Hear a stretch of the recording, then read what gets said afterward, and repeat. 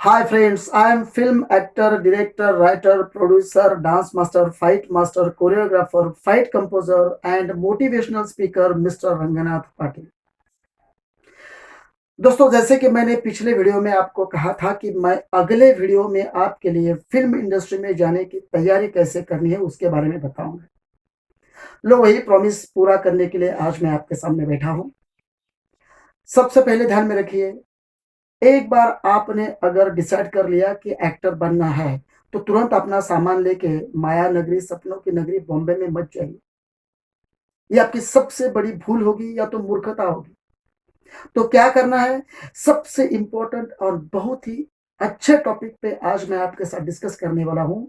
आप ध्यान से सुनिएगा, जितना ध्यान से सुनेंगे उतना आपके करियर के लिए यह फायदेमंद चीज होगी। लेकिन उसके पहले मेरी रिक्वेस्ट है आपको कि ये मेरा चैनल आप सब्सक्राइब कर दीजिए, लाइक कर दीजिए और आपके दोस्तों में जितना हो सके ज्यादा शेयर कर दीजिए, ताकि जिनको फिल्म इंडस्ट्री में आना है वो ये मेरा वीडियो सुने और उनको कुछ गाइडेंस मिले और वो अपना करियर बनाए, सफल हो जाए और उनकी जिंदगी खुशहाल हो जाए।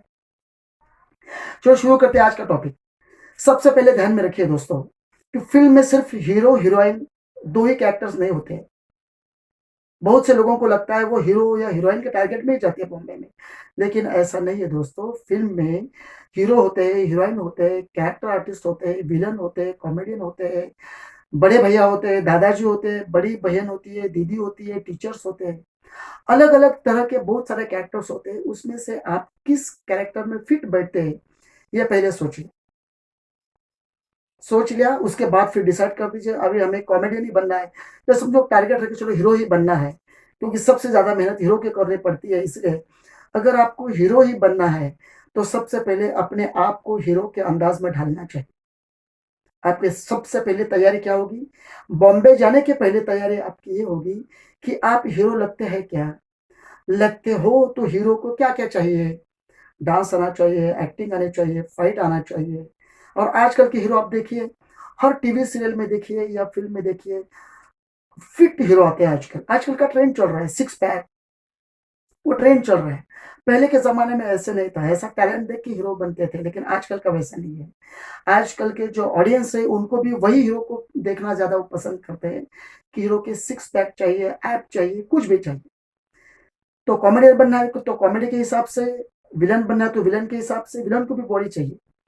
लेकिन होती है तो बेटर है, नहीं होती तो भी चलता है। कई ऐसे हीरो है जिनकी फिजिकल फिटनेस उतनी हाई क्वालिटी की नहीं है, फिर भी वो हीरो बन गए क्योंकि टैलेंट उनके पास ज्यादा है।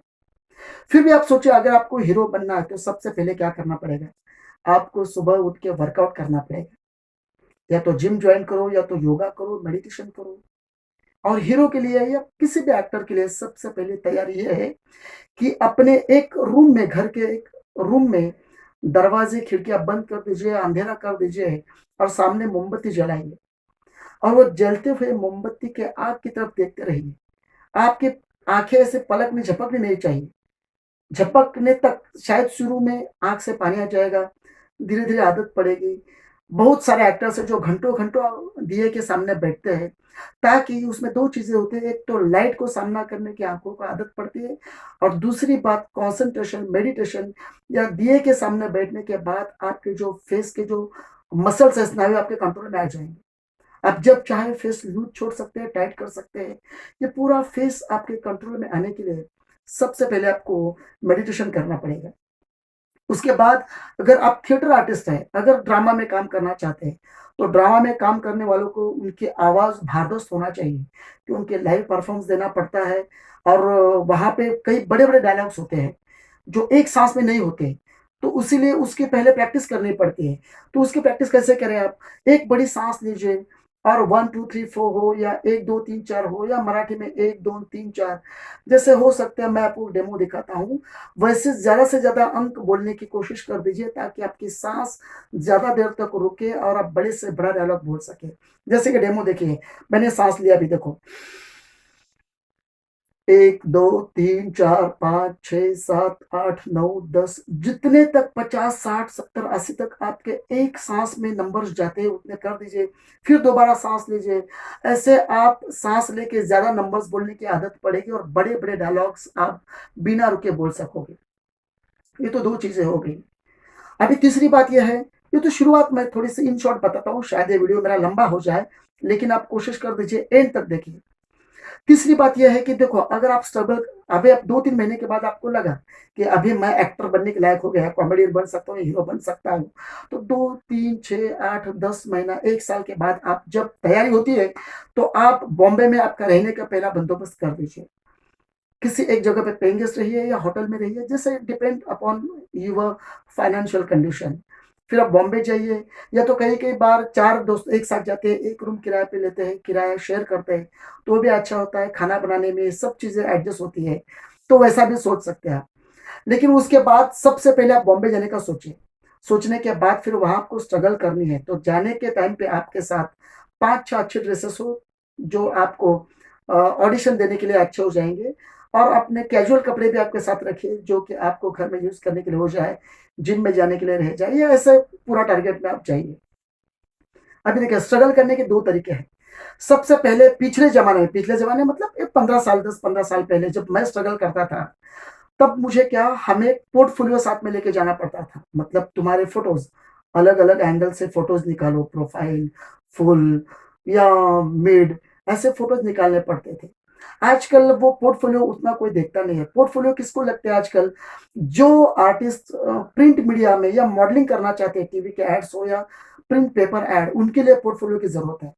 लेकिन अगर आप फ़िल्म को या सीरियल में जाना चाहते हैं, या एक्टर के हिसाब से लीड, सेकंड लीड में जाना चाहते हैं, तो जस्ट काम के लिए 2-4 फ़ोटोज़ होते हैं अच्छे, तो भी आपका चलता है काम। लेकिन कास्टिंग डायरेक्टर आपको क्या देखता है? जब ऑडिशन होता है, ध्यान में रखिए, बहुत से बच्चे अपसेट होते हैं कि अगर ऑडिशन में हम गया और 200-300 बच्चे आए थे, उनमें जो कास्टिंग डायरेक्टर है वो आता है, आपको लाइन में खड़े करते हैं या हॉल में बिठाते हैं, और फिर एक-एक को खड़ा करते हैं, आप उठो, आप जाओ, आप रुको, आप जाओ, आप रुको, ऐसे करते हैं।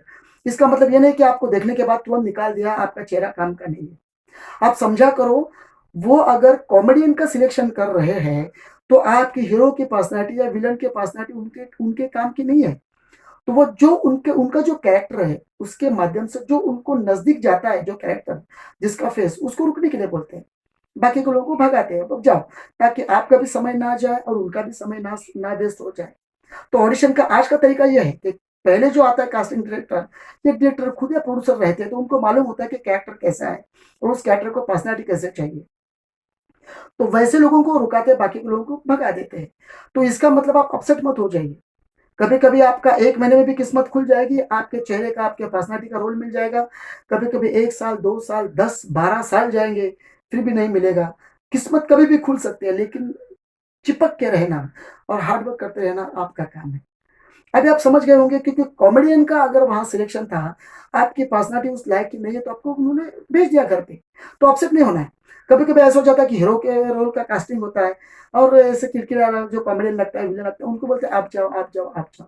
तो ये ध्यान में रखिए कि इसका मतलब ये नहीं कि आप उस लायक नहीं है, आप एक्टर नहीं बन सकते। कई लोग बॉम्बे में आपको अपसेट करेंगे, आपको बोलेंगे, "अरे यार! आप तो एक्टर बनने के लायक ही नहीं है।" फिर भी टेंशन नहीं लेना है। आपके पर्सनैलिटी का, आपके मेहनत का आपको फल मिलने वाला ही है।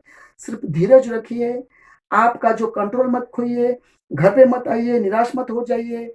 और देखो, अगर आपको काम मिलने तक अगर आपको आपका गुज़रान करना है, मतलब खाने का बंदोबस्त करना है, ये करना है, तो फ़िल्म इंडस्ट्री से जुड़े कई काम आप जॉइन कर सकते हैं, ताकि बड़े-बड़े एक्टरों का शूटिंग देख के आपको सीखने के लिए भी मिल जाएगा। जैसे कि आप स्पॉटमैन का काम कर सकते हैं, मेकअप दादा के हाथ के अंडर आप काम कर सकते हैं, कॉस्ट्यूम डिज़ाइनर के हाथ में काम कर सकते हैं, या कास्टिंग डायरेक्टर के अंडर असिस्टेंट कास्टिंग डायरेक्टर आप बन सकते हैं। ऐसा फ़िल्म लाइन से जो कनेक्टेड रहेगा, ऐसा कुछ काम करेंगे, तो आपको सीखने के लिए मिलेगा और आपका खाने का बंदोबस्त हो जाएगा, और दूसरी बात कि आपको सीखने के लिए बहुत मिलेगा, ताकि लाइव शूटिंग देखने के लिए मिलेंगे आपको। तो जल्दी नहीं करना है। सबसे पहले 2-3 बातें ध्यान में रखो कि आप पहले कॉन्फिडेंस ये रखिए कि मैं क्या बन सकता हूँ।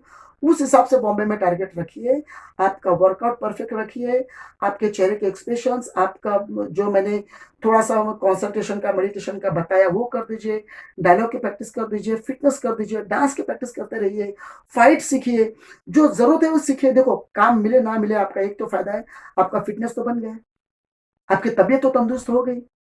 और देखो, कितने हीरोज़ आज हैं जिनकी एज 45, 46 है, लेकिन वो लोग 25, 26, 30 के लग रहे हैं। और जो आजकल के बिना मतलब फिटनेस नहीं करने वाले 25 के बच्चे 40 साल के लग रहे हैं। तो एक्टर के लिए सबसे बड़े ध्यान में रखिए, आपकी इन्वेस्टमेंट है आपकी ये फिगर फिटनेस। आप दिखने में अच्छे रहोगे तो बिकोगे, अच्छे दिखोगे तो बिकोगे, और अच्छे करोगे तो और बिकोगे। तो ध्यान में रखिए, सबसे पहले ऑडिशन में जाते वक्त आप आप ये मत सोचिए कि मैं रिजेक्ट हो गया तो मैं फिर 10-12 ऑडिशन में गए तो रिजेक्ट हो गए तो आपने पूरा आपका कंट्रोल ही खो दिया। ऐसा बिल्कुल मत कर दीजिए।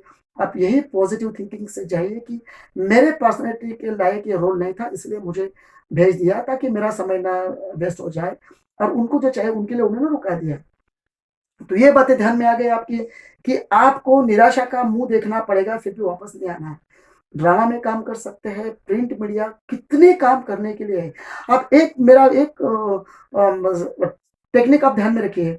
अगर फिल्म इंडस्ट्री में आप बॉम्बे में आपको इतने लड़के मिलेंगे, लड़कियां मिलेंगी जो स्ट्रगल करने के लिए आए हैं, तो आप ये मत सोचो अरे मेरे पहले से यहाँ इतने लोग आए तो मेरा क्या हो जाएगा। कुछ नहीं होगा। अगर अच्छे एक्टर बॉम्बे में होते, फिल्म इंडस्ट्री में होते, तो शाहरुख खान के पास 10 फिल्में, सलमान के पास 5 फिल्में, और कितने कलाकारों के पास 10-10, 12-12 फिल्में नहीं होते। अगर अच्छे एक्टर होते तो ये फिल्में डिवाइड हो जाती। अजय देवगन के पास 10-12 फिल्में नहीं होती, ऋतिक रोशन के पास फिल्में नहीं होती। अगर उनके टफ का कोई एक्टर होता तो उनकी फिल्में उनके पास चली जाती। इसका मतलब क्या है कि आपको पहले एज एन एक्टर टफ बनना है, और लगना चाहिए देखने के बाद कि ये एक्टर है, लगना चाहिए चलते वक्त कि ये कॉमेडियन है, लगना चाहिए चलते वक्त कि ये विलन 100% होगा, इसके हाइट है, इसके बाल है, और चलते वक्त लगता है कि फिल्म एक्टर रहेगा। भले आपने काम किया नहीं किया, लेकिन आपका जो सराउंडिंग है पर्सनालिटी का, उससे देखने के बाद लगना चाहिए कि ये एक्टर जरूर होगा।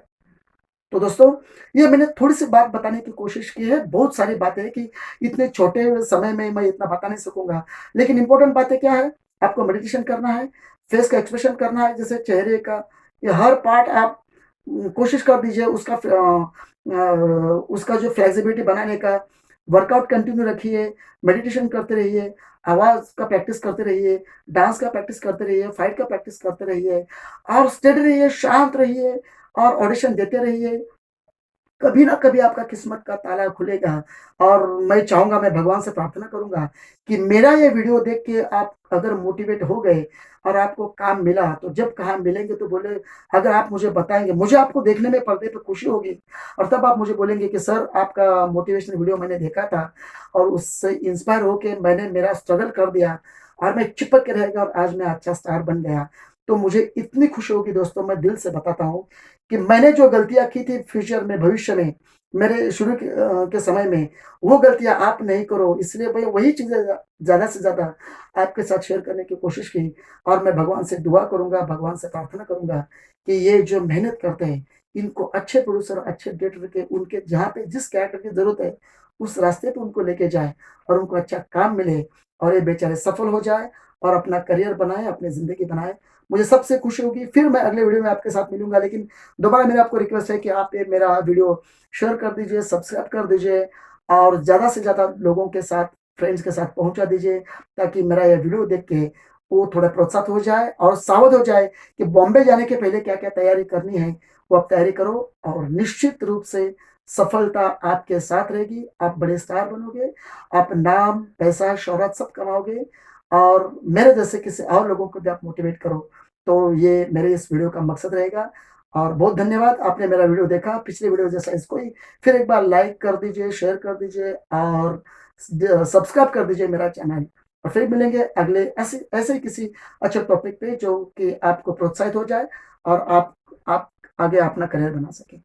Bye, take care, good day.